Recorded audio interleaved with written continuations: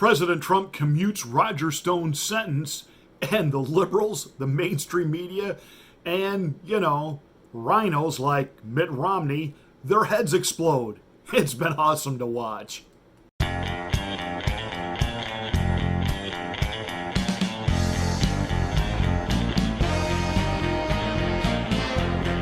Thanks for checking out the Afternoon Drive. Make sure you're a subscriber to the channel. Please spread these videos because absolutely we are not going to get any help from YouTube in promoting what we do here. And I need you, I need your help, and I thank you in advance for that. Smack the bell and click the word all to get notification of all of my rants. So the president over the weekend made good on what he had been hinting at right along that he was going to do. He commuted the sentence of Roger Stone. Now, that is not the same thing as a pardon. It gets used interchangeably by the media, and in particular all of the Democrats who are now using this as an issue to grandstand. We've got to revoke, the president's constitutional power, etc., etc., etc. Funny, they didn't talk about taking away pardon powers from Jimmy Carter when he was pardoning, Puerto Rican terrorists. They didn't revoke the pardon power when Bill Clinton pardoned his own brother, not to mention other underground terrorists.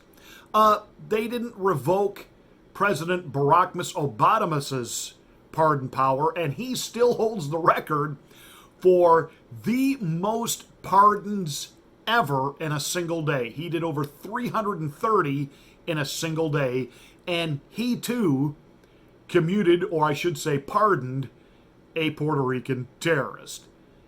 And what are they all upset with about Donald Trump? He commuted the sentence of Roger Stone. Roger Stone, nearly, 70 years old, in very declining health. They sent a SWAT team into his house while it was dark to arrest him at gunpoint and seize his property, and just happened to invite a CNN news crew along to watch it. And what was Roger Stone's great crime? Let me spare you. Don't start listing for me. Well, on the technicality, he didn't lie and he didn't misrepresent. You know what? Stop.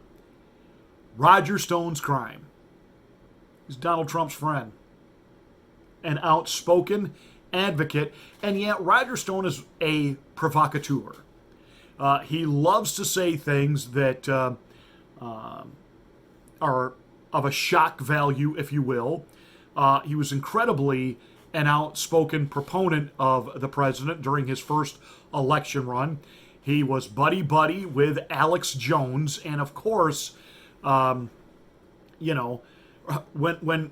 Roger, his so-called lie was, he kind of like lied to us in the sense that, what he was talking about, he knew things that were going to come out and things that were going to be said, and really, he was just... He guessed. Why? Because he lied. And, this idea, though, that he's committed this great crime. Well, the great crime against who? The great crime that he wouldn't back down in his friendship to the president. When they tried to muscle him and get him to roll on the president, he wouldn't give them the narrative they wanted. He wouldn't agree to parrot the story that they were giving him, with the false promise of free, and they were just going to teach him a lesson. Right down to they kicked him off social media platforms, days before he was to report to prison. So what does the president do? He commutes the sentence. And people are screaming, we got to convene a constitutional rally, and we got to change this, and we can't have this. He commuted the sentence. He didn't pardon him, and there is a difference. A pardon means a complete exoneration. The record is swept clean as if nothing ever happened. It was like there was no there because the there wasn't there. It just didn't happen. Commuting the sentence means the conviction stands, but he's paid all the penalty he's going to pay. He has been dragged through the court system. He's been arrested at gunpoint. He has, had just about all the means that he had of livelihood and influence stripped from him. And the president has basically said, that's enough. And it really is enough. And I'm listening to some of you so-called, you say you're Republicans. We can't abide by this because someday a Democratic president's going to do this. We're going to be outraged. Well, Democratic presidents have already done this. You know, the constitutional provision for the president when it comes to pardon power, it's pretty clear and it's pretty broad, and it really pretty much gives the president a lot of leeway. And certainly even in that era, the founding fathers and the framers of our Constitution were not stupid. They had to understand that, you know what, the president is probably going to pardon people we're not going to like or agree with. I was arguing and debating with somebody over the weekend who claims to be a Republican, who claims to be a Trump supporter. I'm really convinced they're trans-political. You know, they're Republicans transitioning into being, you know, outright libloons. Well, we cannot allow this because, after all, these process crimes of General Flynn and Roger Stone and this is awful. And wait a minute, what about the crimes of Hillary Clinton? She'll never see the inside of a jail cell.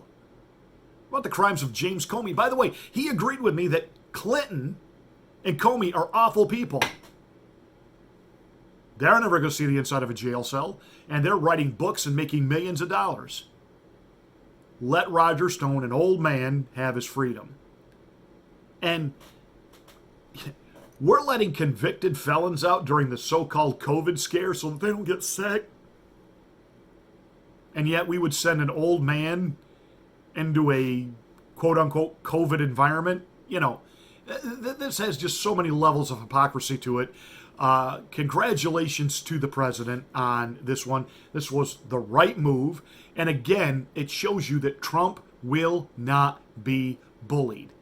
He will not be pressured or shamed into, you know, you can't, you better not, you shouldn't. And I'm sure even some of his own inner circle told him, don't do it. It's an election year. Don't do it. Wait until after the election.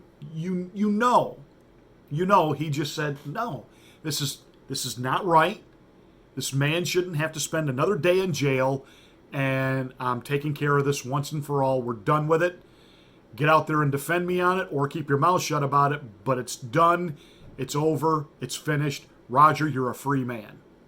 Congratulations to Roger Stone. I actually had the opportunity to interview Roger on my radio show, and we are going to play that for you now. I warn you, it's a rather lengthy interview, but it's a good in-depth interview. And this was about 2 years ago when I had my interview with Roger Stone, and I think you'll find it insightful and informative. My guest today is Roger Stone, New York Times bestselling author and political consultant. And as Alex Jones once referred to him, he is the politics version of Inside Baseball. And I'm glad to have Roger on with us today. Roger, welcome to the Afternoon Drive. I'm delighted to be with you. So you've got an incredible new book out, and it's based on a philosophy that you have lived by and employed throughout your political career, Stone's Rules. And let's talk a little bit about that today. Kind of give our audience a general idea of what Stone's Rules are. Well, I think most people know that I have been in the arena of American politics for almost 40 years, that I worked as a senior aide for Presidents Richard Nixon, Ronald Reagan, and Donald Trump, that I am a veteran of literally over 100 statewide races for the U.S. Senate or for governor, not to mention numerous congressional races. And I have, over time, kind of compiled my observations, my guidelines, the things that I have learned, not just in politics, but in the arena, in life. And therefore, I used to call them Stone's Rules. They were largely in my head, but I would just kind of spit them out. So, for example, Stone's Rules: don't order fish in a steakhouse is an example of Stone's Rules. Or Stone's Rules: the name of the candidate should be the largest thing on your yard sign, and you should be able to read it from 25 feet away. those are examples of Stone's rules. One non-political, one political. But it doesn't matter whether you're a liberal or a conservative, a Republican or a Democrat, your name should still be the largest thing and readily readable on your yard sign. So I've tried to write a book that would be useful to people regardless of their politics.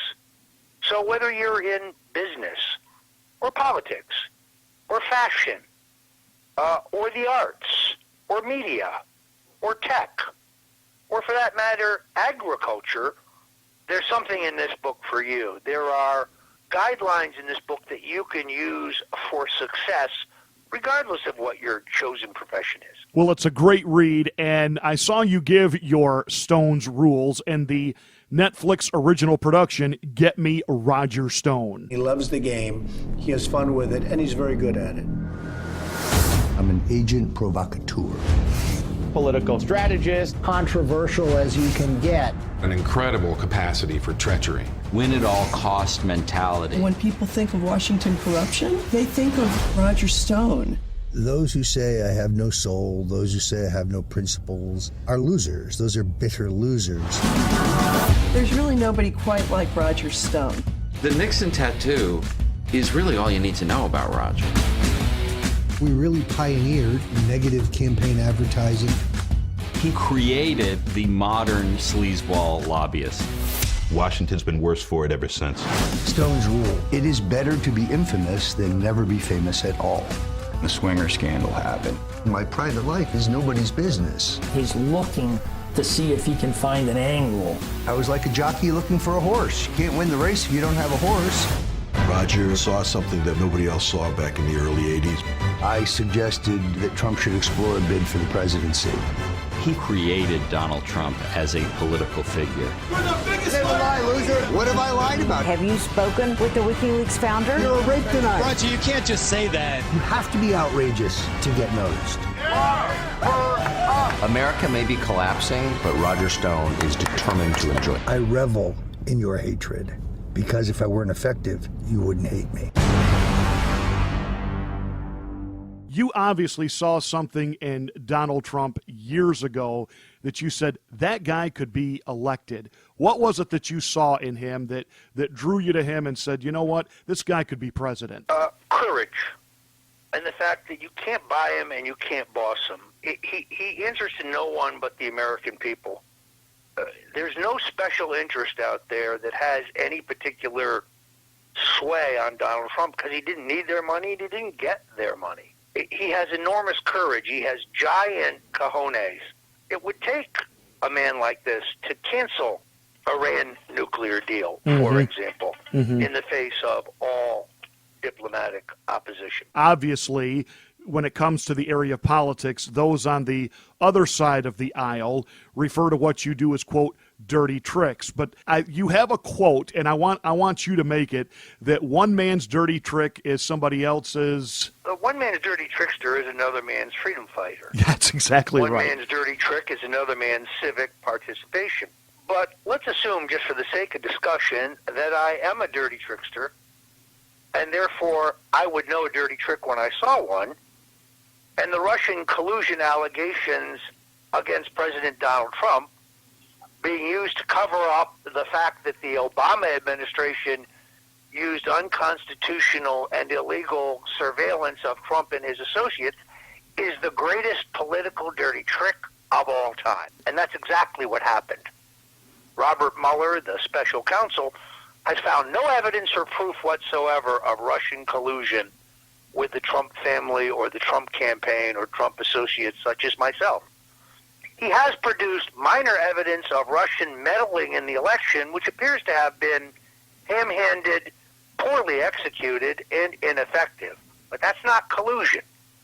Meanwhile, he seems to be ignorant of the fact that the Obama administration got a phony dossier provided with Russian intelligence, by the way, to Hillary Clinton, and used it as the phony rationale for surveillance of not only Carter Page, but of Paul Manafort and myself, and I believe, in some instances, the president himself. It's no secret to many in your audience that the special counsel has one by one been trying to subpoena and interrogate many of my associates. And I can assure you, I have no knowledge or evidence of Russian collusion, WikiLeaks collaboration, or any nonsense having to do with John Podesta's incredibly devastating and incriminating emails. And therefore, that's why I call this a witch hunt, and why I believe it is politically motivated and mostly designed to cover up the dirty trick to which I referred earlier. Well, Roger, it is no secret that you are also in the crosshairs of the Mueller investigation. In fact, one of your associates was just found in contempt of the investigation for failing to obey the subpoena and appear, and that's been designed on purpose because I want to challenge it in court. Also, the Manhattan madam who is going to testify, basically that she knows nothing about your role in any type of collusion.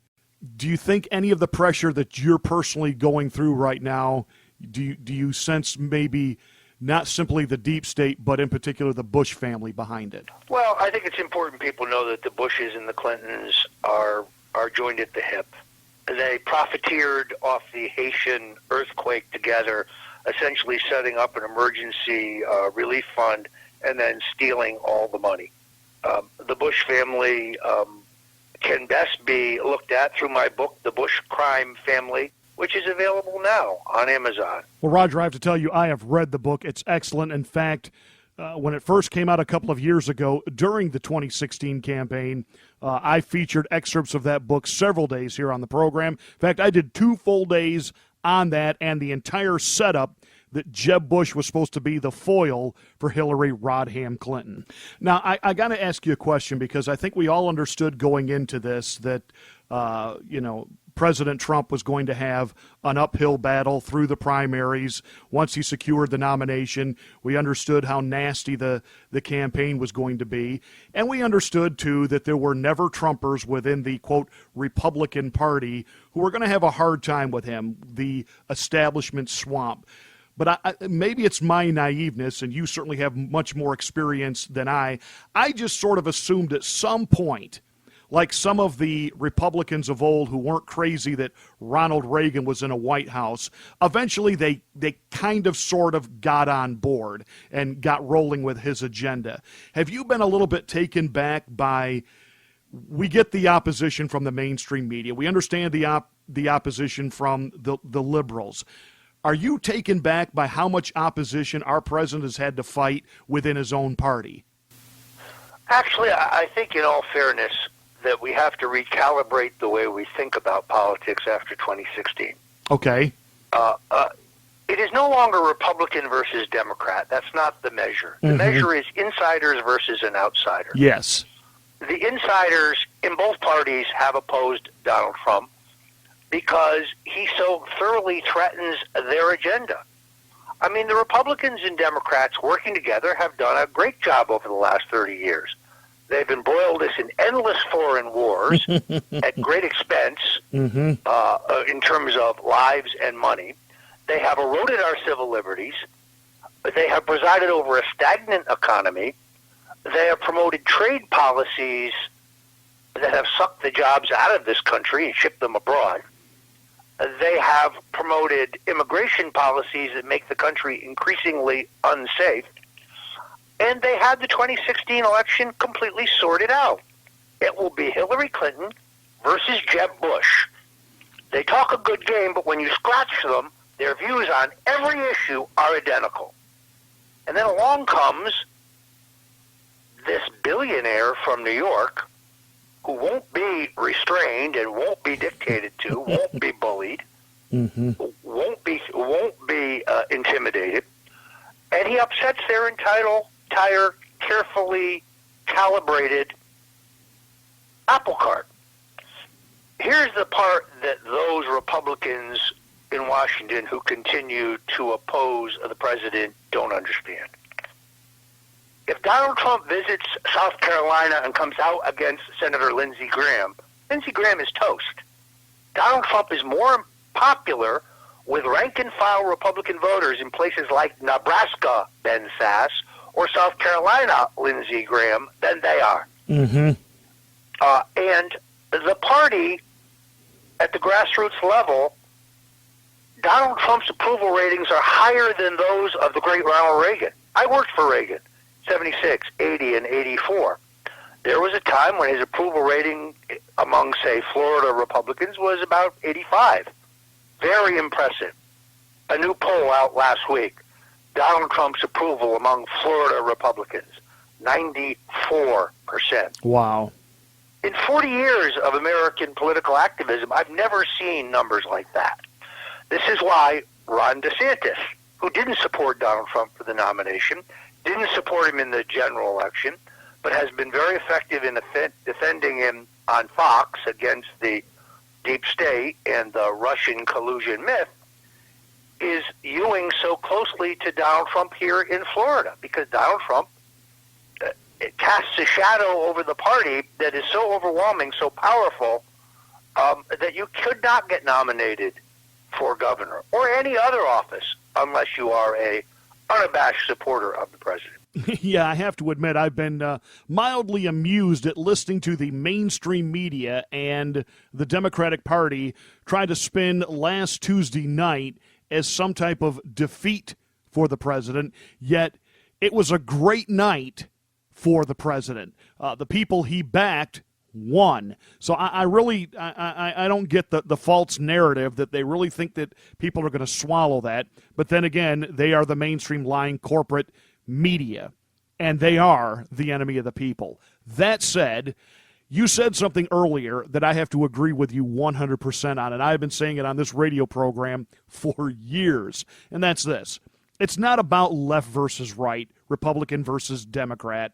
It's about them versus us. In other words, it's about the corrupt swamp versus we, the people. I would say that the second part of this is, and I've seen this under Reagan, that when we elect an outsider president, the insiders, since they can't defeat you, they essentially try to co-opt you. Yes. And to a certain extent, to some extent, the president has in some areas been co-opted. But on the big picture things that got him elected, revitalizing our economy, we have 4% economic growth. We were told under Obama that that was structurally impossible, could no longer be done. He's created millions of new jobs. He has, against all advice from his own foreign policy team, he has trashed the Iranian nuclear deal, which was a total ripoff of America. He has insists that he will not renew these giant multinational trade deals and will now do our own individual trade deals on a country-by-country basis. And that if people don't want to do a deal that's mutually beneficial, then we will give them the same tariffs that they're slapping on us. So, believe me, the deep state has tried to talk him out of all of those things, but they don't understand how stubborn Donald Trump is when he sets out to achieve something.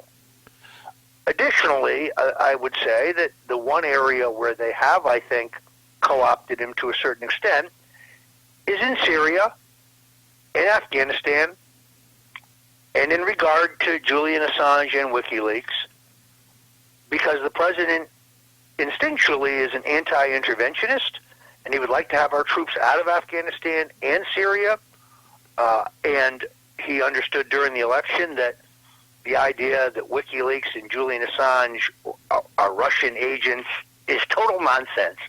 Like every other lie that comes out of former CIA Director John Brennan's mouth. It's false. It's not true. But at this point, it appears like the Trump Justice Department, which is in control of the Clintons right now, is seeking to extradite Assange to the United States for trial. It's very odd because all he has done is publish classified documents that embarrass the deep state, just like the Washington Post and the New York Times have. So it's unclear what his crime might be, but these are some areas where I think the president has, at least temporarily, been co-opted. Yeah, and it's interesting, too, the movie that was just out a few months ago with Tom Hanks and Meryl Streep, celebrating the leaking of top secret documents. But now when we're actually seeing this unfold, why we've got the very same people that make movies like that, I'm talking about the people out in Hollywood, they can't see what's being done to this president. They refuse to acknowledge that what Julian Assange did was actually an act of patriotism, and it's just mind-blowing to many of us. Now, I want to just change gears here for a quick second. You are certainly no stranger to having yourself censured and censored with a removal from Twitter. And now, of course, the backlash this week regarding what's happened to Alex Jones, which has been interesting to watch. And I've been monitoring what a lot of the alternative far left has been having to say about this. And they have been coming out one after the other defending Alex Jones and what's happened. Do you think that we're headed for a intervention where the Congress is going to get involved and start regulating that Facebook, YouTube, etc., these are like the public square now, because you basically can't do business without them? Well, this is a complicated issue. I guess the most important thing to say is you don't have to agree with everything Alex Jones says. In fact, you don't have to agree with anything he says to recognize his right to say it. When we start censoring voices left, right, or center, we have entered a slippery slope. In the case of Alex Jones, they have taken things that he has said, they have distorted them, they've truncated them, they've edited them, they have twisted them to put words in his mouth that he never said, or to attribute to him ideas that he doesn't espouse. Then they use those as the basis for these harassment lawsuits. Then they use the headlines regarding the filing of those lawsuits as a basis to remove him from the social networks. It is stunning when on one day, Facebook, YouTube, Spotify, iTunes, Apple, Instagram, and others all take you down. Collusion. What's ironic is traffic at the Infowars.com site is burning up the servers. The people listening to Alex Jones on terrestrial radio, his ratings in every market, and he's on in 258 markets, has jumped dramatically. The number one app on Apple right now at the Apple App Store is the Infowars app. So, as I guess it was Nietzsche, the German philosopher, said, that which does not kill me makes me stronger. And Alex Jones is now reaching today more people than he's ever reached before. At the end of the day, there's a number of arguments that can be made against these social media behemoths. There's a First Amendment argument that, while I believe has not held up well in the courts, there are monopoly and antitrust issues, which I think are very strong, where they are engaging in monopolistic practices to disadvantage competitors. There are contract issues, service contract issues, because when I paid for paid promotional tweets on Twitter, they entered into a contract with me, which they have now violated. The solution lies in several potential areas. One would be for the Congress to impose regulation like we regulate utilities. One is for the president to direct his Assistant Attorney General for Antitrust to bring an action against Facebook or Twitter or others. But if that fails, I think that we have reached a very dangerous part. Activists on the West Coast are talking about going to the Twitter offices and destroying their computers. I don't espouse violence. I don't advocate it, and I'm not for it. But that's the kind of pressure they are creating. It's absolutely unbelievable that the very thing that they accuse the conservative side of, being neo-Nazis and and engaging in bullying and in thuggery. It's literally the other side that we see taking to the streets, marching, burning things down. Maxine Waters, threatening Trump supporters, encouraging all of her supporters to do the same. And yet it's our president that is constantly being excoriated by the left as a hate monger, but the hate is really coming from the left. Well, when a New York Times editorial writer can go up on Twitter and say that she likes beating up on old white people, and that all white people need to be erased, and then Candace Owen, who's African American, takes those exact words but plugs in the word Jewish or black, and she's immediately banned. Proves the point. Which is Twitter, Facebook, they really have no rules. Their rules are, if we like your politics, you can say whatever you want. If we don't like your politics, we will ban you for some perceived slight. I am banned for life on Twitter. Keith Olbermann can go on Twitter and advocate the violent assassination of Donald Trump, and he is still on Twitter. This brainless twit at the New York Times can advocate the death and violence against white people. She is still on the platform. Sooner or later, this will be fixed, if not by the free market, if not by the courts, if not by the Congress, then by the people. I think they are making a gigantic mistake because everybody sees through the double standard. No, it's not Trump and his supporters who are advocating violence. No, we are not white supremacists. But they are bigots, they are racists, and they show it every day. Again, my guest today is Roger Stone, New York Times best-selling author and political consultant. And I would agree with Alex Jones, one of the few people that really knows the inside baseball of politics. And he has just been spot on with his analysis since I started really following Roger back in 2015 and through the primaries. And Roger, it's been great having you on the program. The book is called Stone's Rules. And Roger, share a final word with our audience. Sure. First of all, if you're interested in my new book, Stone's Rules, you can get it at Barnes & Noble. You can get it on Amazon. Or you can go to Stone's Rules, one word, stonesrules.com, and get it there. If you want to help in my fight against the deep state and the efforts to either silence me or pressure me into testifying against my longtime friend Donald Trump, you can go to stonedefensefund.com.